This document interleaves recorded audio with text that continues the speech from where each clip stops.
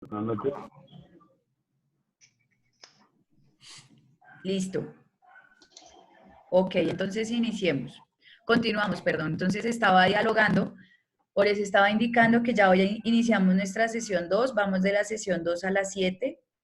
Recuerden que los temas que vamos a trabajar en este espacio son fundamentos de Java, lo que es el entorno de Java, el desarrollo de aplicaciones en Java consola y trabajar lo que son arreglos unidimensionales y bidimensionales.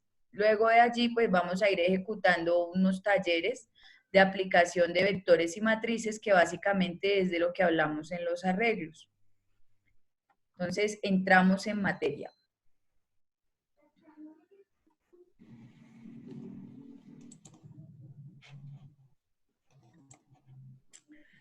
Dentro de los fundamentos de Java, pues básicamente vamos a trabajar con un entorno IDE, que ya sabemos que es NetBeans, pero también tenemos un entorno de desarrollo que es el JDK. Mi pregunta es la siguiente, ¿ustedes consideran que sin necesidad de tener un IDE, el JDK me puede garantizar funcionalidad y puedo construir código y crear aplicaciones?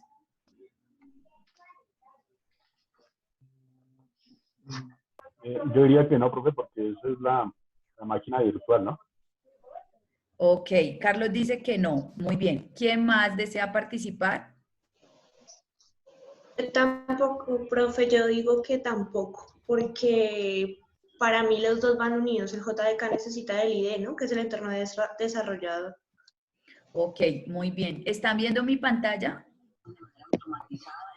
Muy listo. Sí, profe. Entonces les Buenas cuento. noches. Muy buenas noches. Les cuento que el JDK básicamente puede funcionar y podemos crear código y podemos crear aplicaciones sin necesidad de tener el IDE que es NetBeans, ¿sí? Porque el JDK en teoría cumple la función de ser el compilador, el intérprete de Java de las líneas de comando que nosotros realicemos.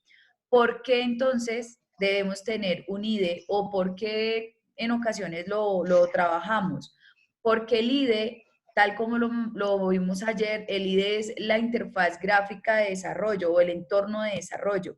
Es hacer esa construcción de código más amena, que tenga un entorno más agradable. Lo podemos hacer por JDK y por JDK lo hacemos por línea de comandos en CMD y funciona normalito, ¿sí? Pero para los que ya hemos tenido la oportunidad de conocer esa consola, pues es una simple pantalla negra con unas letras blancas, ¿sí? Entonces no es algo que sea muy agradable. Es por eso que entra el IDE a hacer ese trabajo en equipo con ese JDK para garantizarnos una interfaz agradable, ¿listo? Aquí incluso pues se los tenía proyectados, que el JDK básicamente es un compilador y un intérprete de las líneas de comando, pero no dispone de un entorno de desarrollo integrado que es el IDE. Sin embargo, es suficiente para que podamos trabajar y desarrollar pequeñas aplicaciones, ¿sí? Ya cuando tenemos la necesidad de construir aplicaciones con un nivel mayor de complejidad, pues debemos tener obligatoriamente un IDE para garantizar esas funcionalidades. Ahora, ¿quiénes tienen NetBeans un 11.0 instalado en sus equipos? ¿No? Bueno, esa es Creo que una de todos las... tenemos el 8.2, creo. ¿Cuál? El 8.2. Ok. Que fue el que el profesor nos dio a El mismo descargar. tengo yo. Sí, no hay ningún problema. Entonces, una de las recomendaciones que les quiero hacer o quiero pues que lo tengamos a disposición es la siguiente. Tenemos la posibilidad de continuar con esa versión 8.2 o pasar a la versión 11.0, que es pues de las últimas que está en este momento. Ustedes me dirán cuál de las dos vamos a trabajar, porque en ocasiones la estructura de código cambia un poco entre una versión y otra, ¿sí? Quiero entonces someterlo a votación a ver ustedes qué opinan o qué proponen. La última versión.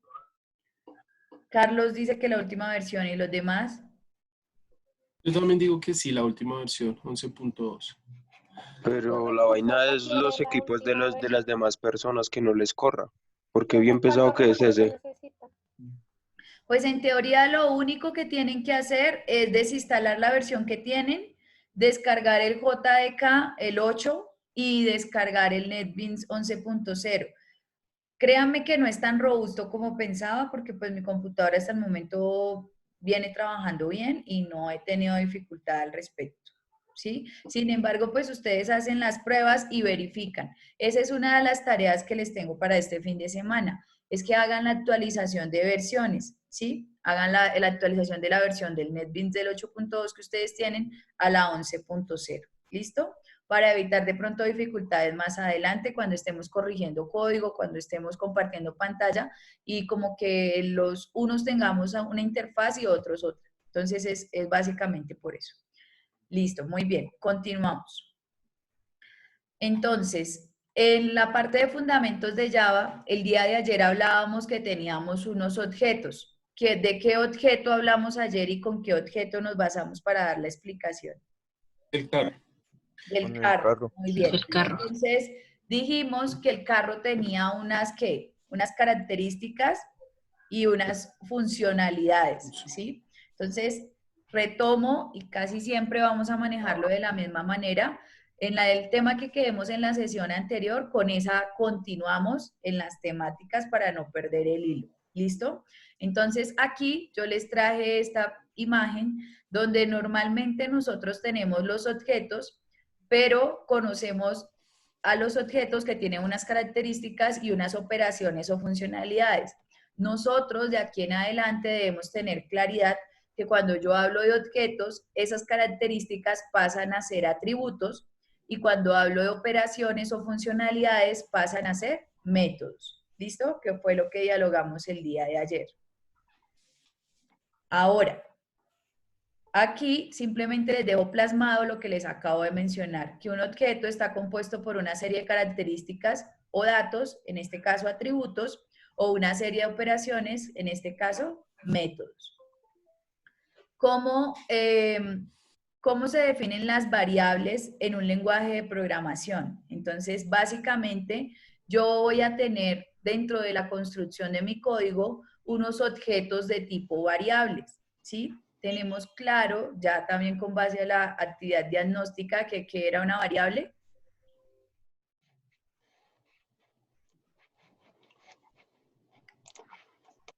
¿Con voluntarios? Donde se guarda la información para reutilizar o reutilizar. Un campo de memoria donde se guarda la Un información. campo de memoria que ocupa, ¿no? Un dato. Entonces, el campo de memoria o el espacio donde yo guardo la información, el dato que voy a utilizar. Muy bien. Entonces, aquí les traigo una aclaración sobre cómo es la forma que se deben declarar esos objetos en Java. Estos objetos, además, se le conocen como variables, ¿cierto? Entonces, aquí tengo un objeto definido de nombre ccasa y tengo otro objeto, una clase definida, ¿sí? Y tengo un objeto de nombre casa1 y casa2. Pero si nosotros revisamos, casa1 tiene como tal la característica de ser objetos, pero ese objeto va a ser de tipo variable. Es decir, además de ser un objeto, me va a guardar un dato o una información allí. Y además tengo el objeto ccasa, que va a cumplir la función, además de ser un objeto, ser una clase. ¿Listo? ¿Vamos ahí? Muy bien. Entonces, venimos acá. ¿Cómo se hace el proceso de declaración de atributos y métodos en estos objetos? Entonces, básicamente, tengo que declarar, o al momento de declarar casa1 va a tener una serie de atributos que va a ser n puertas y n ventanas. Y además de eso, ¿qué otro atributo va a tener? Color. Color. Color. Muy bien. Estos tres atributos los va a tener el objeto casa1, pero también los va a tener el objeto casa2. ¿Sí? Y ahora decimos que esos objetos tienen estos atributos, pero además tienen unos métodos. Entonces recordemos que los métodos van a la funcionalidad o a lo que van a ejecutar. Entonces tengo un objeto que se puede llamar abrir ventanas y tengo otro objeto que se puede llamar cerrar ventanas, que iría enfocado estos métodos a estos objetos llamados casa 1 y casa 2. Hasta aquí clara la parte de declaración de objetos de tipo variable, de objetos de tipo clase y de cómo influyen los atributos y los métodos dentro de cada objeto. Muy bien. Entonces continuamos. La otra parte de fundamentos de Java que debemos tener claros es que para que yo pueda hablar de programación orientada a objetos, tengo que tener claro estos tres conceptos: encapsulamiento, herencia y polimorfismo, ¿sí? Este encapsulamiento, herencia y polimorfismo, vamos a iniciar con el encapsulamiento. ¿Qué hace el encapsulamiento? El encapsulamiento, ¿con qué función cumple, Fabio? El encapsulamiento consiste en la propiedad que tiene los objetos de ocultar sus atributos e incluso los métodos a otras partes del programa u otros objetos. Muy Que se bien. debe tener en cuenta al momento de construir una clase. ¿Leo eso también? No te preocupes. Básicamente, gracias Fabio, básicamente el encapsulamiento, lo dijo el compañero, cumple con la función de ocultar atributos, ¿sí? Por ejemplo, si yo tengo, dijimos en el ejemplo de la diapositiva anterior, que tenemos un objeto de tipo clase que se llama como se casa, ¿cierto? Y tenemos otro objeto de tipo variable que se llaman comos. Casa 1 y casa 2, ¿no? 1 y casa 2. Muy bien. Entonces, aquí, cuando yo hablo de atributos que tiene cada objeto de tipo variable, básicamente, en teoría, esos objetos, cuando ustedes lo declaran, tienen que tener en cuenta algo que se llama visibilidad. ¿Qué es la visibilidad y cuántos tipos de visibilidad hay? La visibilidad es el permiso que yo le doy a cierta parte de mi código para poderlo manipular. ¿Cuántos tipos de visibilidad hay? Hay 3: público, privado y protegido, ¿sí? ¿Qué función cumple? Ustedes, hasta cierta parte, cuando construyen su código, todo lo construyen de esta manera. Si revisamos aquí, en este ejemplo y en estas líneas de código, decimos que hay una clase de nombre cCasa, que esa clase de nombre cCasa tiene unos atributos de tipo variables, ¿sí? Que es n puertas, n ventanas y color. Si revisamos esos atributos, tienen unos tipos de dato, int y string, ¿sí? ¿Están viendo mi cursor? Sí, profe. Ok.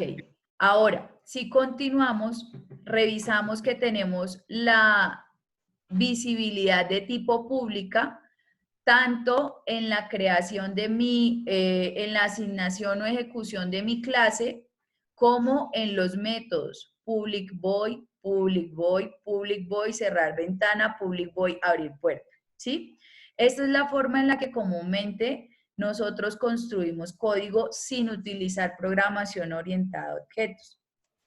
Cuando ya nosotros trabajamos programación orientada a objetos, lo que buscamos básicamente es garantizar unos niveles de seguridad o permisos en la información que yo tengo acá. ¿Cómo así? Entonces vamos a colocar el ejemplo que esta es, vamos a algo muy cotidiano, esta es su casa, ¿sí? Y casa 1 es una habitación de su casa y casa 2 es otra habitación de su casa, ¿sí? En teoría, lo lógico es que no todo el mundo llegue a mi casa y vaya entrando a mi habitación o a las habitaciones que yo tenga, ¿cierto? debe haber algo de restricción o de permisos para que se pueda ingresar. Es ahí donde es importante el encapsulamiento. El encapsulamiento oculta todo lo que hay de esa casa hacia abajo, ¿sí? Y lo que nos dice el encapsulamiento es, usted puede entrar a casa 1, pero obligatoriamente tiene que tener un permiso de mi clase se casa. Por ejemplo, en la parte normal de nosotros, si yo llego a su casa, las habitaciones pues no están disponibles a menos de que yo dé un permiso de que ingresen allí. Entonces, básicamente esa es la función que cumple el encapsulamiento. No permitir que todo el mundo ingrese. Y si va a ingresar, tiene que ingresar con permiso de esta clase. ¿Es claro hasta ahí? ¿O hay dudas? ¿Ninguna? Bueno, continuamos. Entonces, eso básicamente es lo que dice acá. Se debe tener en cuenta al momento de construir una clase que se debe definir una serie de atributos que no son accesibles fuera del mismo objeto. Es decir, que si yo me paro fuera del objeto clase, pues no lo voy a ver, ¿sí? O sea, yo no voy a saber qué hay en cada habitación. Pero si ya estoy dentro de la casa, sí puedo tener claridad de lo que me voy a encontrar. Y que únicamente se pueda modificar a través de los métodos definidos para que se vean desde el exterior de esa clase. Entonces, toda esta parte de lo que es encapsulamiento, polimorfismo y herencia es de mucho cuidado. Si hay algo de lo que no entiendan, pregunten. ¿Listo? Porque ya leo la cara de preocupación a Joana. Entonces, básicamente esa es la función del encapsulamiento. Este ejemplo que les dejo aquí, la única función que cumple es que ustedes identifiquen de la forma como estaban o como venimos declarando los métodos. Aquí tengo pública mi clase, a esa clase le estoy haciendo una instancia, ¿cierto? A esa instancia que estoy haciendo se la estoy ejecutando a mis objetos y empiezo a realizar todos los métodos que voy a aplicar en cada uno de los objetos de esa clase. Tengo un primer método que es pintar, tengo un segundo método que es abrir ventanas, tengo otro que es cerrar ventanas, abrir puertas y cerrar puertas. Y cumple una función. ¿Cómo aplico yo la programación orientada a objetos? En este caso, el encapsulamiento. Debo obligatoriamente tener definido o referenciado la clase a la cual pertenecen estos objetos, ¿sí? En este caso, esa clase sería ¿cuál? ¿Se casa? ¿O cuál sería la clase? Si ustedes miran esta partecita que está acá,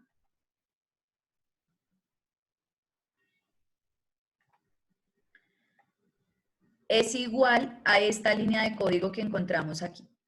En el método abrir ventanas tengo el objeto n ventanas que es igual a n ventanas más n, ¿sí? Tengo esta parte de acá. ¿Qué es lo que quiero mostrarles? Que cuando yo hago encapsulamiento, debo obligatoriamente hacer una instancia de mi objeto y poder llamar mi clase. Entonces, en este caso tengo a casa 1, que en teoría no debería ser casa 1, sino se casa, que va a tener una relación y una ejecución con n ventanas y n ventanas más 1. ¿Por qué? Porque aquí, yo esto no lo voy a tener público, sino simplemente debo cambiarle la visibilidad.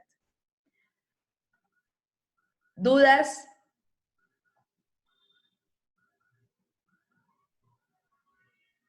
¿Ninguna? ¿Continuamos?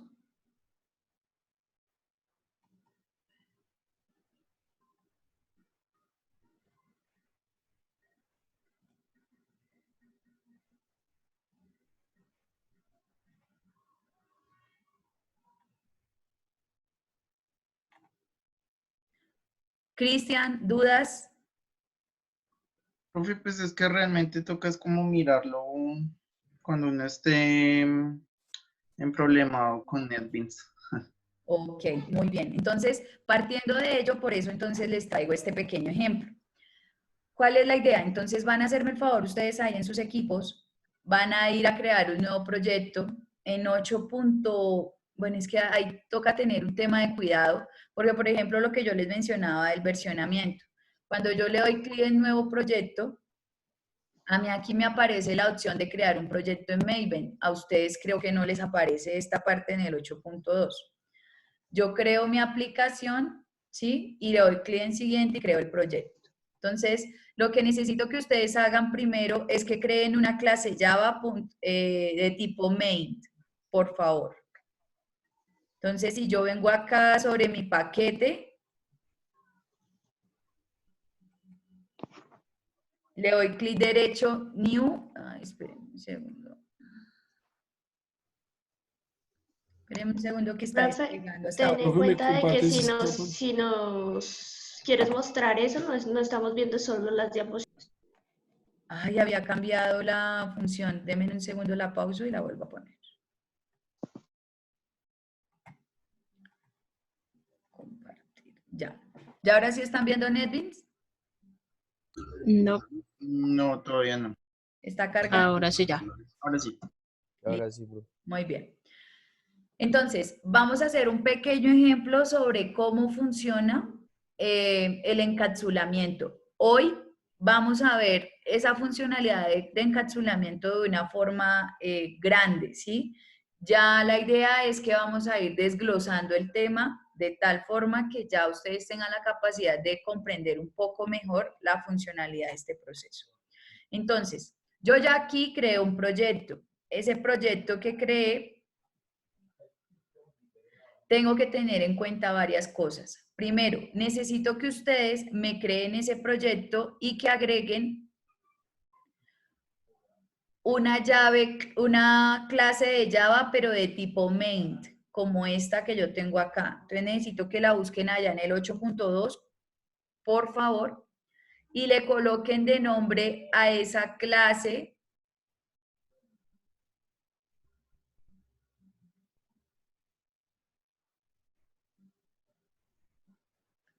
Permítanme un momento.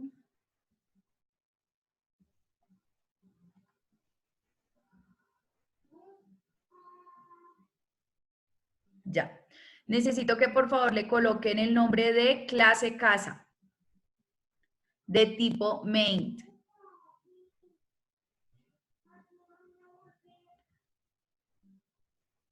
¿Listo? Listo. Ok, vamos todos ahí. Cuando ustedes crean esa clase de tipo main, entonces espérenme un segundo, yo la agrego acá.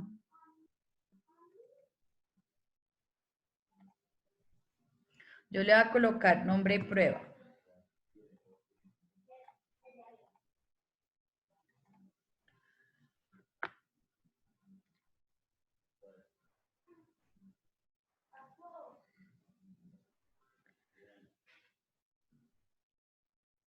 Se las debe crear con esta estructura, ¿sí?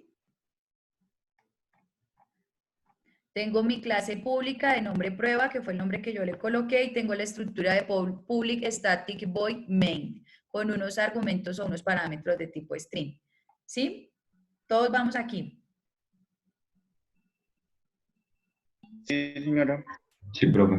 Listo, continuamos. Entonces, ¿qué vamos a hacer? Ya tenemos creada nuestra clase de tipo main. Esta clase la vamos a dejar quietica. Vamos ahora a agregar una clase normal que se llama Java Class.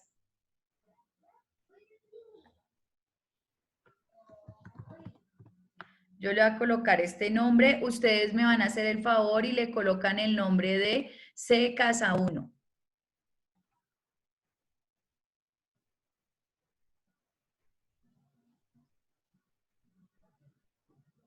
Y les debe quedar así.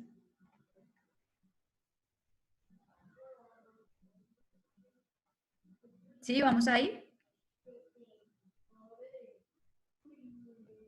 Sí, señora. Ok. Entonces, en ese CCasa1, ¿qué vamos a hacer? Vamos a declarar nuestra clase ya nuestra clase que está definida, y vamos a declararle un objeto, ¿cierto? Ese objeto va a ser de tipo privado, ¿sí ven? De lo que hablaba de las visibilidades. ¿Cuántas son las visibilidades, Alejandra?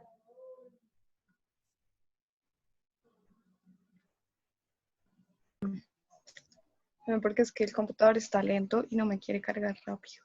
Ok, pero ¿cuántas son las visibilidades? Y eso ya 3, profe. se ha dicho. ¿Cuáles son? 3, pública, privada y protegida. Privada y protegida. Entonces, en este caso, nuestro objeto queda de tipo privado. Entonces, private, el tipo de dato que voy a almacenar, que va a ser int, y el nombre de mi objeto, que va a ser tipo, ¿sí? Y finalizo con punto y coma. Ahora voy a crear mis métodos, ¿sí? Tengo un primer método que es public void. Entonces, mis métodos van públicos dentro de la clase, pero el objeto va privado. Entonces, ¿qué hago? Public void y le paso mi método de tipo set con el nombre tipo para hacer relación con el objeto que estoy creando. Y entre paréntesis le paso el parámetro de mi variable, que es tipo, que es esta que estoy declarando acá. Ahora hago una instancia para poderlo usar, en la que le digo que mi variable o mi objeto de tipo, valga la redundancia, va a ser equivalente al parámetro que le voy a pasar aquí, que es tipo. Vamos a ir. Ahora, Set viene señor, un método, ¿cierto? señor. Set viene siendo un método. Sí, señor. Acá tengo un método de tipo void porque es el del cual voy a hacer el envío de mi dato o de mi almacenamiento que estoy guardando en este objeto de tipo variable tipo. Y aquí tengo el otro método que va a ser de tipo int, donde recibo o retorno ese dato que me están enviando. ¿Sí? Entonces, por eso es get. Y si se dan cuenta, entre paréntesis no va nada, porque ahí yo voy a guardar lo que estoy recibiendo. Y al final coloco que debe hacer un retorno, es decir, tráigame ese dato que le estoy pasando por medio de este objeto de tipo variable tipo. Ahora, ¿dónde identifico yo el encapsulamiento? Aquí, donde puedo definir que mi objeto es privado, pero además, si vengo a la clase que creé de tipo main, entonces, ¿qué hago? Dentro de esta clase de tipo main, debo hacer una instancia de mi clase de nombre ccasa1. Cuando yo hago el nombre de hago la instancia, entonces le digo que la clase ccasa1 va a ser equivalente a este dato que yo le quise colocar, que es casa. Simplemente le digo que me lleve a esta clase el valor de 35. ¿Sí? Porque es lo que yo le voy a enviar para que él lo procese. Entonces, este set tipo es el mismo que tengo aquí. ¿Sí lo vemos? ¿Y qué función cumple? Recibir este valor que yo le estoy enviando desde otra clase de afuera. Si se dan cuenta, la ejecución no la tengo en la misma clase. Son dos clases diferentes. No tengo relación una con otra. ¿Cómo las uní aquí en esta instancia? Y simplemente le digo, imprímame o muéstreme ese valor que yo le estoy enviando. En teoría, ¿qué valor debería mostrarme? 35. 35. Entonces ejecutémoslo a ver si nos funciona. Pero a mí me está dando error. Ya me empiezo a conectar ya empezamos a compartir pantalla y les voy ayudando a cada uno a solucionarlo. Ok. Entonces miremos aquí en la parte de abajo que ya está corriendo la consola y vamos a visualizar que efectivamente él me está imprimiendo el valor de 35, porque al final es el valor que yo le estoy pasando. Si ustedes visualizan, Aquí en ningún lado yo hice declaración de objetos, ¿o sí? Le dije que esta variable tipo existía. Aquí no hice nada de eso. Lo único que le hice fue decirle, tráigame de casa 1 lo que, o lleve a casa 1 lo que yo le voy a enviar. Nada más. ¿Listo? Esperemos un momentico, por favor. Y listo. Ah, todavía está corriendo. Por favor, tomen captura de pantalla de la estructura de código porque ¿qué vamos a hacer? En 3 minutos se nos va a reiniciar la conexión y nos tenemos que volver a conectar. Entonces, mientras yo me vuelvo a ingresar y todos podemos ir ingresando, ustedes me van haciendo el favor de ir montando el código. Con eso, cuando yo me conecte, otra vez tengamos la conexión, empezamos a revisar errores que tengan algunos. Y con eso no perdemos tiempo. ¿Listo? Si visualizamos aquí, podemos ver que él nos está imprimiendo el número 35. ¿Están visualizando en la parte inferior de mi pantalla? Sí, profe. Ok, muy bien. Entonces, ¿qué van a empezar a hacer? A montar la estructura de código tal como se las estoy explicando. Ese es el objetivo del encapsulamiento, que yo no tenga todo mi código, toda mi funcionalidad en el mismo lado. Tengo que garantizar la seguridad de la información que voy a ejecutar en mi aplicación o en mis desarrollos. ¿A quién le estaba generando error? A mí. Jeffrey, hazme un favor, comparte de pantalla. Vale, profe, ¿le puede dejar de compartir para Ya, compartirla, por favor? espérame, ya. No, todavía no. Mira Ahora si sí. ya te deja. Compartir.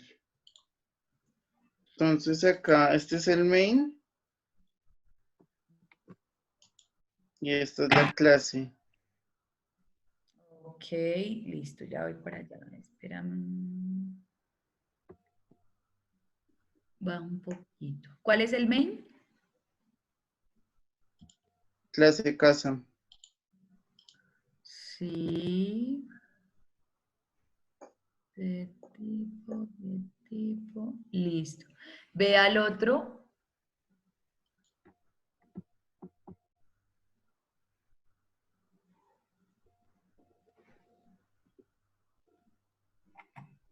Espérame un momento.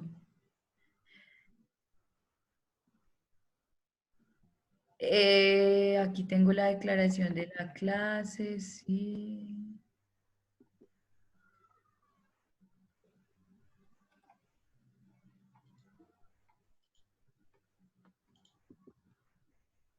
Espérame. Clase casa. Private. Ahí tengo la declaración de la clase. Tengo el tipo de objeto declarado. Ok, el primer error es que, mira, estás diciendo que tienes una clase pública C casa 1, pero la estás cerrando aquí con este corchete. Abajo, ahí. Entonces estás dejando todo por fuera. Ok. El corchete va debajo cuando cierras el último método. Y aquí, no, aquí ya no. Aquí ya en teoría tiene que ejecutar. Ok, despliégalo, porfa. Sí, 35. Sí, ahora sí. Ahora sí, cambien el valor, pásenle un parámetro diferente.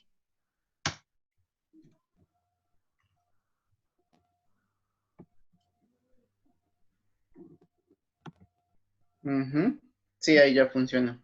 Muy bien. Ese es el objetivo del encapsulamiento. ¿Alguien más tiene errores para ayudarle?